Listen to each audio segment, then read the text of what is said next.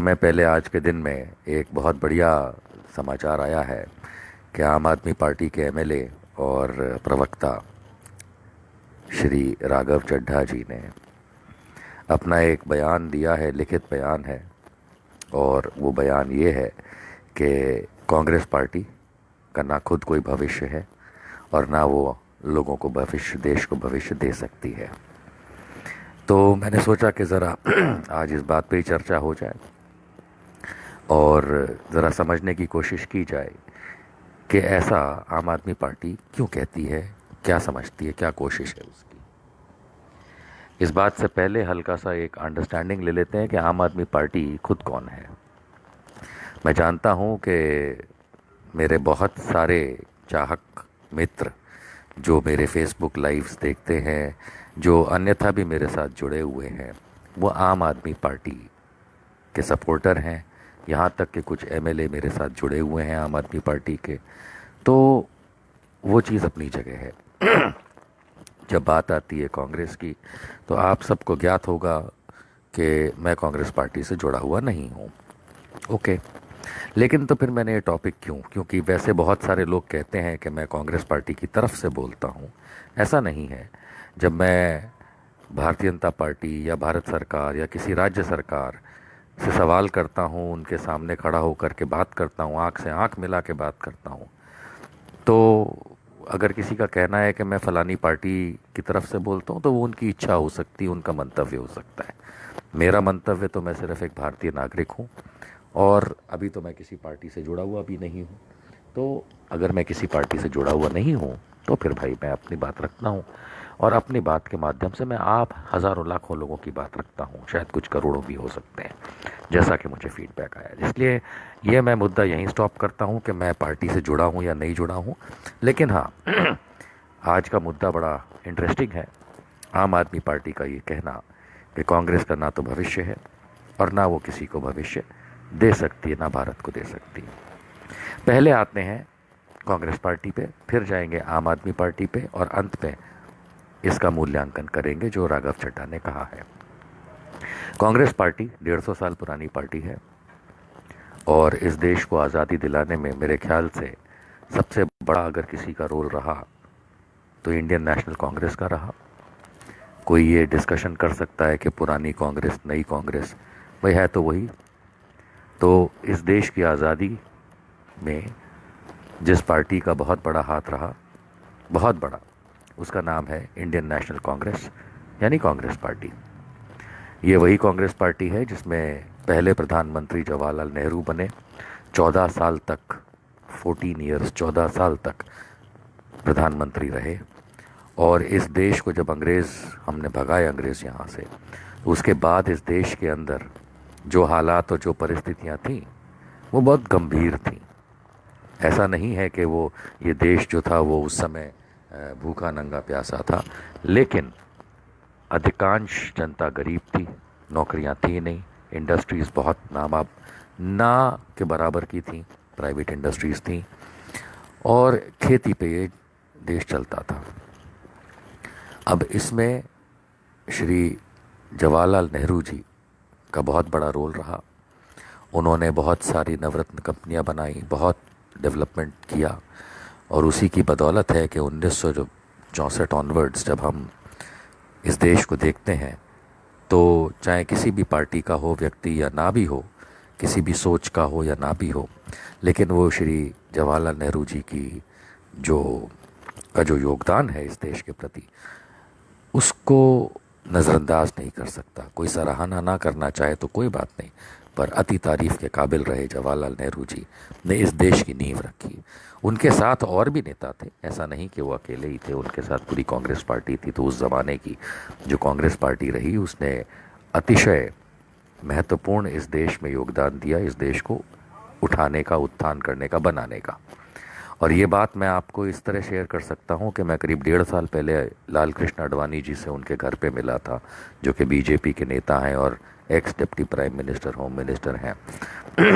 सब जानते हैं एल के आडवाणी कौन है। उनसे मेरी मुलाकात हुई थी और करीब 1 घंटे की मुलाकात के बाद उन्होंने मुझे अपनी जीवनी गिफ्ट की थी और ये कहा था कि निशांत, आप मेरी जीवनी जो उन्होंने खुद लिखी है, ऑटोबायोग्राफी, उसको ज़रूर पढ़िएगा। आपको मैं ये कह सकता हूँ और दावे से कह सकता हूँ, क्योंकि उनकी जीवनी मैंने पढ़ी है और मेरे पास रखी है। तो उन्होंने भी आज़ादी जब मिली भारत को और पाकिस्तान बना और हिंदुस्तान, भारत बना, इंडिया बना, तो उस समय उनके शब्दों में वो यानी आरएसएस के लोग बहुत ज़्यादा कांग्रेस की तरफ देखते थे। आरएसएस जो है, राष्ट्रीय स्वयंसेवक संघ, उसके बारे में उन्होंने लिखा है कि वो लोग बहुत ज़्यादा कांग्रेस से अपेक्षाएं रखते थे, एक्सपेक्टेशंस रखते थे। और फिर आगे चल के जब उनके हिसाब से एक्सपेक्टेशंस मीट नहीं हुई, तब उन्होंने जनसंघ वगैरह को फॉर्म किया। अर्थात point I am trying to make is कि भारतीय राष्ट्रीय कांग्रेस, इंडियन नेशनल कांग्रेस, जिसे आप लोग कांग्रेस पार्टी के नाम से जानते हैं, उसका महत्व बता रहा हूँ कि उसका महत्व तो खुद आरएसएस के अंदर है, और अभी से नहीं, जब से देश बना तब से है, और ये मैंने आपको बताया। दूसरी बात आती है कि जवाहरलाल नेहरू के समय में जितना भी डेवलपमेंट इस देश में हुआ, वो नींव थी। किसी भी बिल्डिंग को बनने के लिए सबसे पहले नींव डाली जाती है। ना केवल नींव डाली, उन्होंने इस देश को एक ट्रैक पे लाया। इंडस्ट्रीज़ यहाँ पे बहुत अच्छी लगी बड़ी बड़ी इंडस्ट्रीज़ लगी, और उसकी वजह से देश के अंदर काफ़ी प्रोडक्शन हुआ, लोगों को नौकरियाँ मिली, व्यापार बढ़ने लगा, इंटरनेशनल ट्रेड में आए। यहाँ तक कि जवाहरलाल नेहरू ने नॉन अलाइनमेंट मूवमेंट चलाया।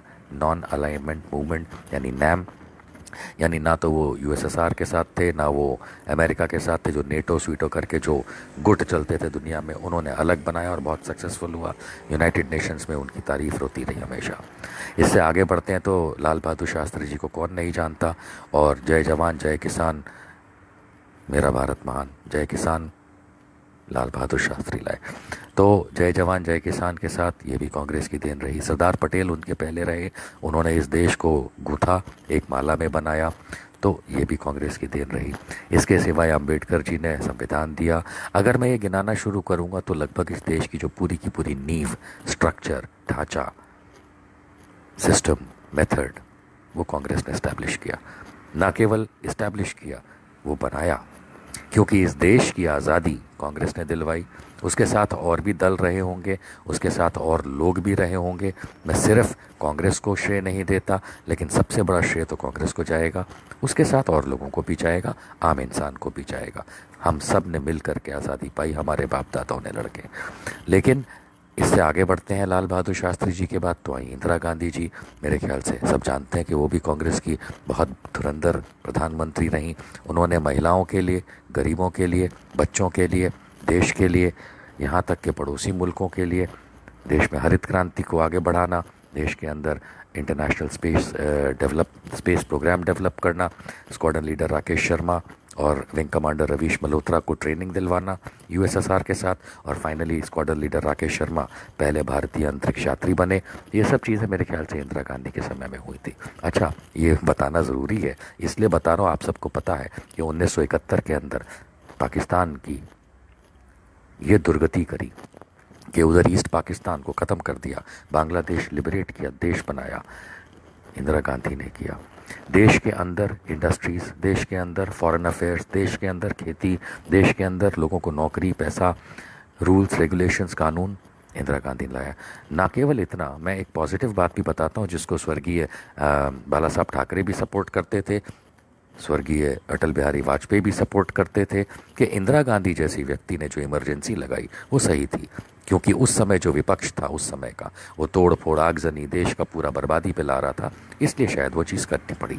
तो इंदिरा गांधी जैसी स्टॉलवर्ट नेता भी कांग्रेस से आई। इसके आगे चलते हैं तो श्री नरसिम्हा राव, नरसिम्हा राव जी ने प्राइवेटाइजेशन पे जोर दिया, रिफॉर्म्स ऑफ इकोनॉमिक्स पे जोर दिया। तब मनमोहन सिंह जी फाइनेंस मिनिस्टर हुआ करते थे, और इस तरीके से इस देश के अंदर इकोनॉमिक क्रांति पीवी नरसिम्हा राव जी और राजीव गांधी जी के समय में आई। जो एडवांसमेंट, डेवलपमेंट, और जो विदेशों के साथ दूसरे दूसरे देश जैसे अमेरिका है, यूएसएसआर है, बाद में रशिया हो गया, फ्रांस, जर्मनी, इंग्लैंड वगैरह के साथ, इनके साथ जो ताल्लुकात इस देश के अच्छे बनाए गए, वो इन महान प्रधानमंत्रियों ने बनाए।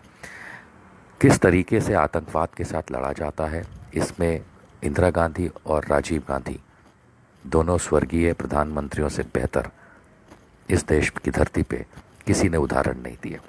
इंदिरा गांधी जी ने ऑपरेशन ब्लू स्टार आतंकवाद के खिलाफ किया था, आतंकवाद के खिलाफ किया था। उसमें जो भी हानि हुई उसका हमेशा हमेशा सबको दर्द रहता है, लेकिन वो उस समय ज़रूरी था, और ये ज़रूरी था, और ये हम मान के चलते हैं कि वो सही भी था, क्योंकि हम कौन होते हैं डिसाइड करने वाले। उसके बाद कांग्रेस की सरकारें पंजाब में आती रहीं, तो ये इससे बड़ा उदाहरण कुछ हो नहीं सकता। माना कि इंदिरा गांधी जी ने अपनी जान गंवाई, उन्होंने कुर्बानी दी, बलिदान दिया, लेकिन किसके लिए? देश के लिए।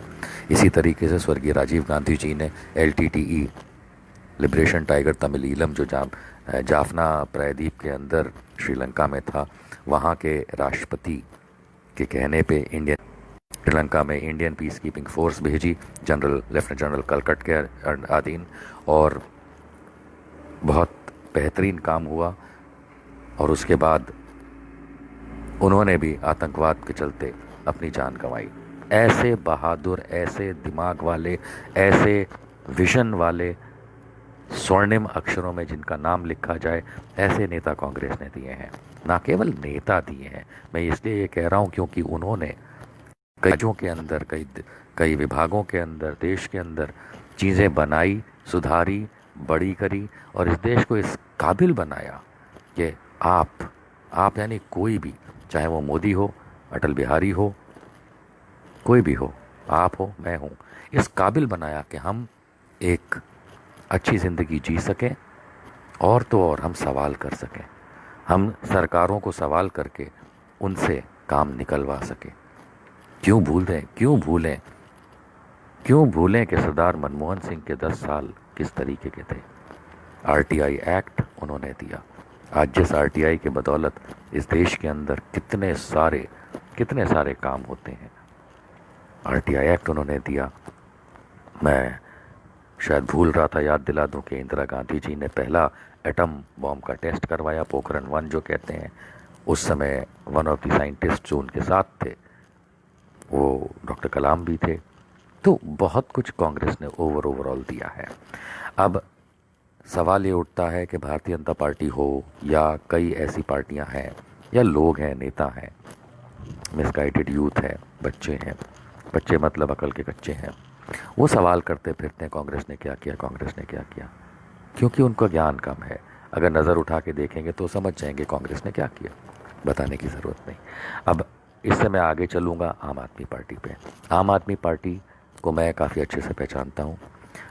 2013 के दिसंबर से मार्च 2014 तक मैं खुद मेंबर रहा हूँ आम आदमी पार्टी का, एक आम सिंपल मेंबर। कोई मेरे पास पोजीशन नहीं थी, और क्योंकि मैं था इसलिए मैं बता रहा हूँ कि नई चीज़ मार्केट में आई थी एकदम से, तो ऐसा लगा कि ये लोग भविष्य के लोग हैं शायद, और इसलिए मैंने उस पार्टी को ज्वाइन करके बड़ा क्लियर कर दिया था कि मैं कोई नेतागिरी करने नहीं आया, मैं कोई राजनीति में बिलीव नहीं करता, पॉलिटिक्स में बिलीव नहीं करता, मैं तो आपका स्ट्रक्चर, ऑर्गेनाइजेशन स्ट्रक्चर पे काम करने आया हूँ, जैसे एक एडमिनिस्ट्रेटिव ऑफिसर होता है। अगर आपको ज़रूरत है तो ठीक है, नहीं तो। लेकिन जब मेरी बातचीत आगे चली तो मुझे जो आभास हुआ उसके चलते मैंने मार्च तक पार्टी छोड़ दी। खुद ही मैंने रिज़ाइन कर दिया। मैंने कहा भैया मैं तो सिंपल मेंबर से भी रिज़ाइन कर दूं, कल को भविष्य में बोलो कि आप हमारे मेंबर थे, तो हाँ मैंने रिज़ाइन कर दिया। लेकिन अप्रैल के अंदर हुआ ये कि अप्रैल 2014 में मैंने नरेंद्र मोदी के सामने 2 क्रिमिनल केस किए।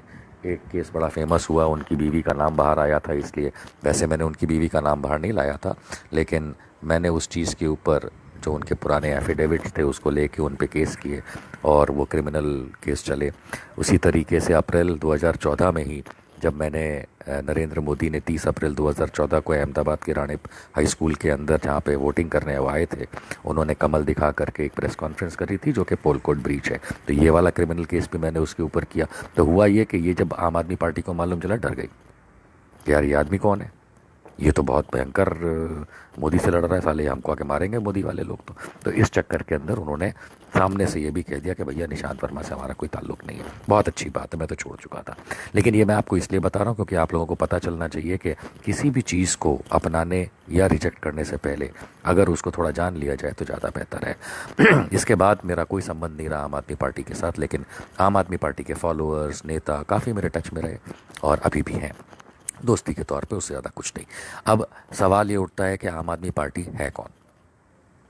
मैंने कुछ समय पहले एक वीडियो शेयर किया था, चाहिए तो मैं दोबारा शेयर कर दूंगा कि आम आदमी पार्टी बनने से पहले अरविंद केजरीवाल का एक इंटरव्यू है जिसमें उसने साफ कहा है कि जो आईएसी, इंडिया अगेंस्ट करप्शन का जो मूवमेंट चला था, इसमें सिर्फ उनका नहीं, आरएसएस का बहुत बड़ा हाथ है। और सब जानते हैं कि आरएसएस ने ये मूवमेंट करवाया था। हुआ ये था कि बाबा रामदेव को पहले काम सौंपा गया था ब्लैक मनी के ऊपर लेके कांग्रेस को घेरने के लिए। जब उनकी सलवारी बाबा वाला कांड हो गया तो उसके बाद उनको वहाँ से हटा करके, रामलीला मैदान से, और उसके बाद अन्ना हजारे को बीच में लाया गया कि भैया तुम्हारे नाम से इंडिया अगेंस्ट करप्शन चलाएंगे।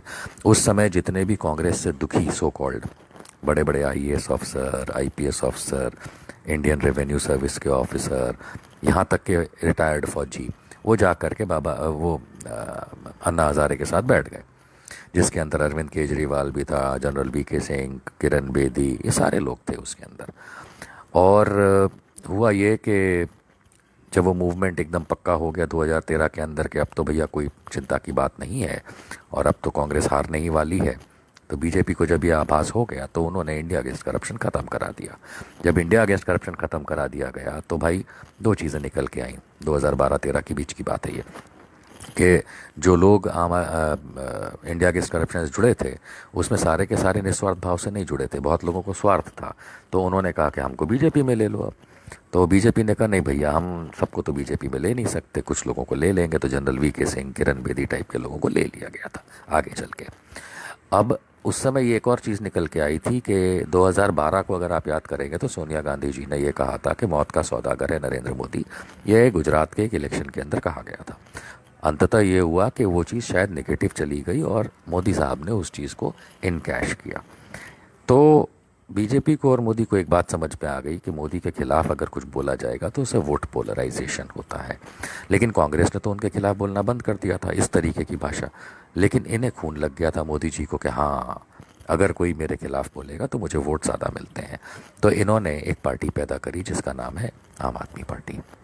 जितने लोग भाजपा में इंडिया अगेंस्ट करप्शन में से आना चाहते थे तो उनको कहा गया कि अब आप आम आदमी पार्टी बन रही है, उसके अंदर ज्वाइन करिए। तो उसमें जो बड़े बड़े लोग थे जैसे जनरल वीके सिंह वगैरह, उन्होंने कहा नहीं जी, हम तो नहीं ज्वाइन करेंगे, हम तो डायरेक्ट बीजेपी में आएंगे, नहीं तो रहने दो। तो जो बड़े नाम थे उनको तो डायरेक्ट बीजेपी में ले लिया गया, मदरशिप पे चला ले गए। और जो ये छोटे मोटे लोग उस समय के हुआ करते थे, इनको बना दिया गया आम आदमी पार्टी। और इनको एक ही काम दिया गया, भौंको मोदी के खिलाफ। अगर आप ध्यान देंगे तो 2014 में अरविंद केजरीवाल के पास सिर्फ एक ही काम था, मोदी के खिलाफ भौंकना। हाँ, भौंकना।